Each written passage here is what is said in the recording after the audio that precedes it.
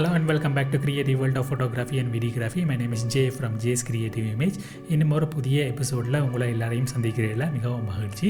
So இன்றைக்கு நாங்கள் மூன்று லைட்டை மாத்திரம் வைத்து ஒரு க்ரியேட்டிவான ஸ்டூடியோ ஃபேஷன் போர்ட்ரேட் ஒன்று இன்றைக்கு எங்களோட ஸ்டூடியோவில் செய்ய போகிறோம். ஸோ இதில் நாங்கள் 3 ஸ்டூடியோ லைட்டை நான் செட் பண்ணி ஒரு க்ரியேட்டிவான ஃபேஷன் ஷூட் ஒன்று செய்ய போகிறோம். ஸோ இந்த ஷூட்டுக்கு ஹெல்ப் பண்ணுறதுக்கு எங்களுக்கு மாடல் ஜேட் வந்திருக்குறாங்க.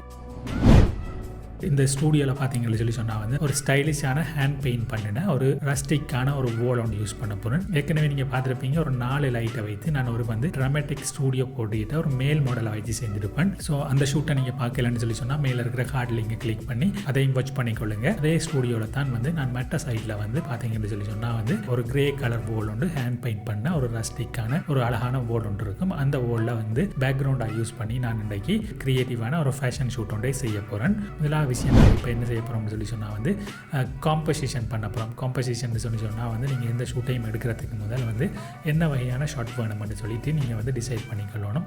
நான் க்ளோஸ் அப் ஷாட்ஸ் கொஞ்சம் எடுப்பேன், ஃபுல் பாடி ஷாட் கொஞ்சம் எடுப்பேன், ஹாஃப் பாடி ஷாட் கொஞ்சம் எடுப்பேன். ஸோ இந்த 3 வகையான காம்போசிஷனையும் வைத்து நான் அந்த 3 லைட்டையும் செட் பண்ணி ஒரு க்ரியேட்டிவான ஃபேஷன் ஷூட் ஒன்று இந்த ஸ்டூடியோவில் செய்ய போகிறேன். இரண்டாவதாக என்ன செய்யணும் ஆம்பியன்ட் லைட், அதாவது ஏற்கனவே பல வீடியோக்களில் உங்களுக்கு சொல்லி தந்திருப்பேன் ஆம்பியன்ட் லைட்டை ஸ்டூடியோவில் கீல் பண்ணிக்கொள்ளுங்க.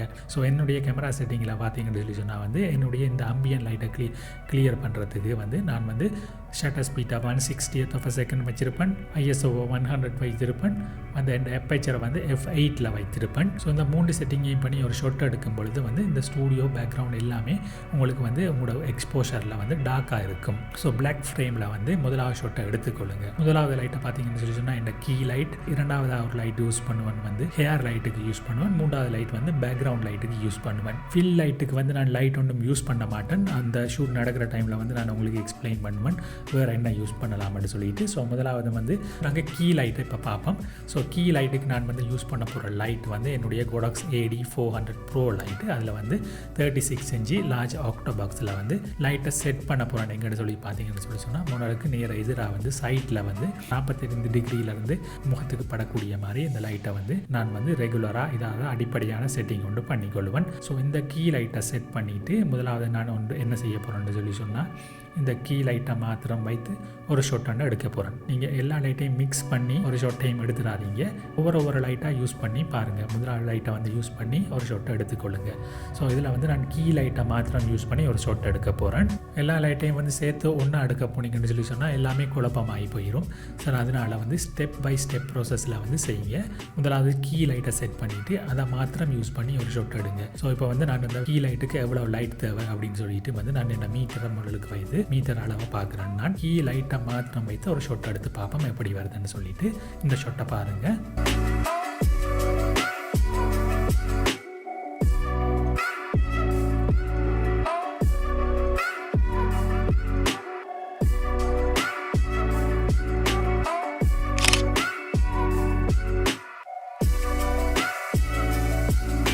உங்களுக்கு இங்கால லெஃப்ட் சைடில் ஒரு குறிப்பிட்ட ஷடோ இருக்கும்.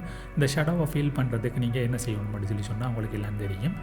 ரிஃப்ளெக்டர் யூஸ் பண்ணலாம், அல்லது ஒரு ஒயிட் கலர் போர்டு யூஸ் பண்ணலாம். ரெண்டு இடத்துல ஒரு லார்ஜ் V ஃப்ளாட்னு சொல்லிட்டு ஒரு பெரிய ஒயிட் கலர் போர்டு ஒன்று இருக்குது. அந்த போர்டை இந்த சைடில் நான் வைத்து அங்கே கீ லைட்லேருந்து வரக்கூடிய லைட்டை அது ரிஃப்ளெக்ட் பண்ணி இந்த ஷடோவை ஃபீல் பண்ணக்கூடிய மாதிரி அதை செட் பண்ணி நான் வச்சிருக்கேன் சைடில். இப்போ இரண்டாவது என்ன செய்ய போகிறோம்னு சொல்லி சொன்னால் இரண்டாவது லைட்டை ஆட் பண்ண போகிறேன். ஸோ இரண்டாவது லைட் எனக்கு ஹேர் லைட் வேணும். யூஸ் பண்ண போகிற லைட் என்னுடைய Godox AD 360 Mark II light இருக்குது. இந்த லைட்டை ஒரு சிறிய 16 இன்ச் ஆக்டோ பாக்ஸில் லைட்டுக்கு செட் பண்ணிவிட்டு அதுக்கு முன்னுக்கு பார்த்தீங்கன்னு சொன்னால் ஹனிகம் கிரீட் இருக்குது. ஹனிகம் கிரீட்டை வைத்து ஹேருக்கு செட் பண்ணுறேன்னு மாடலுக்கு பின்னால் லெஃப்ட் சைடில் பாருங்கள்.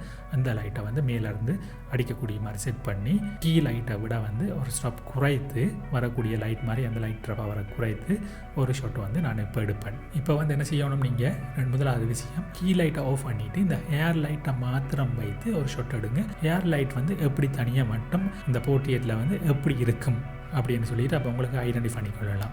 அந்த லைட்டையும் இந்த லைட்டையும் ஒன்றா போட்டிங்கன்னு சொன்னால் உங்களுக்கு அடையாளம் கண்டுகொள்ள இயலும். ஆனால் கீ லைட்டை ஆஃப் பண்ணிவிட்டு இந்த லைட்டை மாத்திரம் வைத்து ஒரு ஷாட் எடுக்கும் பொழுது உங்களுக்கு கேஆர்லேருந்து இந்த சைடில் அப்படி எப்படி படுதுன்னு சொல்லிட்டு உங்களுக்கு கிளியராக பார்க்கலாம். ஒரு ஷாட் எடுத்துகிட்டு உங்களுக்கு காட்டுறேன்னு எப்படி இருக்குன்னு பாருங்கள்.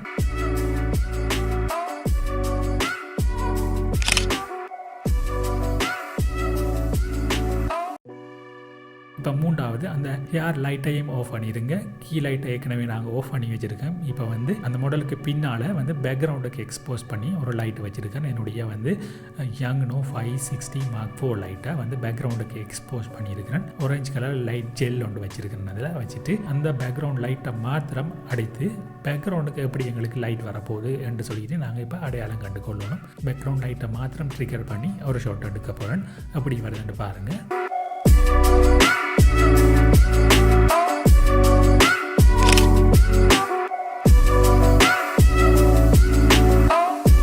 ஸோ இப்போ பேக்ரவுண்ட் லைட்டும் அழகாக வந்துட்டு அதுக்கு பிறகு இப்போ நெக்ஸ்ட் ப்ராசஸ் வந்து ஒவ்வொரு லைட்டாக ஆட் பண்ணி ஒரு ஷாட்டை எடுக்க போகிறோம். ஸோ இப்போ நான் கீ லைட்டை ஓன் பண்ணிவிட்டு ஒரு ஷாட் எடுப்பேன்.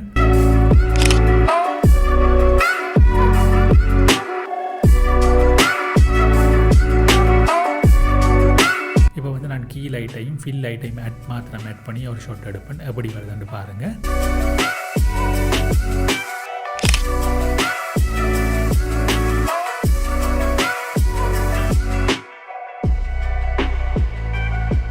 அதுக்கு பிறகு பேக்ரவுண்ட் லைட்டை நான் ஆட் பண்ணி ஒரு ஷாட் எடுப்பேன். எப்படி வருதுன்னு பாருங்கள்.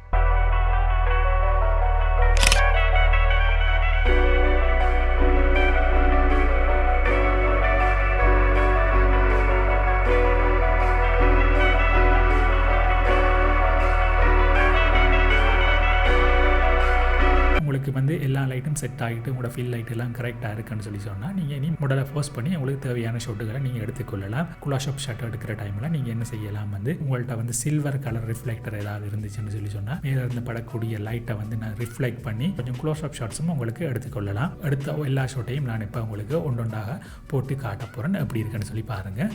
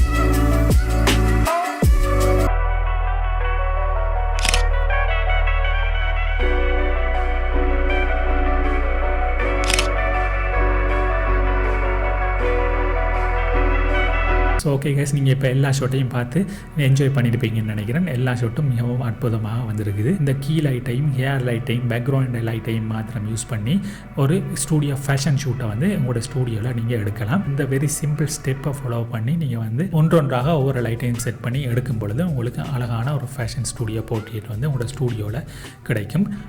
ஸோ இந்த ஷூட்டை பார்த்து நீங்கள் என்ஜாய் பண்ணியிருப்பீங்கன்னு நினைக்கிறேன். இதில் வந்து நிறைய விஷயங்கள் லேர்ன் பண்ணியிருப்பீங்கன்னு நினைக்கிறேன். உங்களுக்கு ஏதாவது டவுட் இருந்தால் இந்த கமெண்ட்ஸில் கீழே கேளுங்க. வீடியோ பிடிச்சிருந்தால் வந்து தம்ஸ் ஒன்று போட்டுருங்க.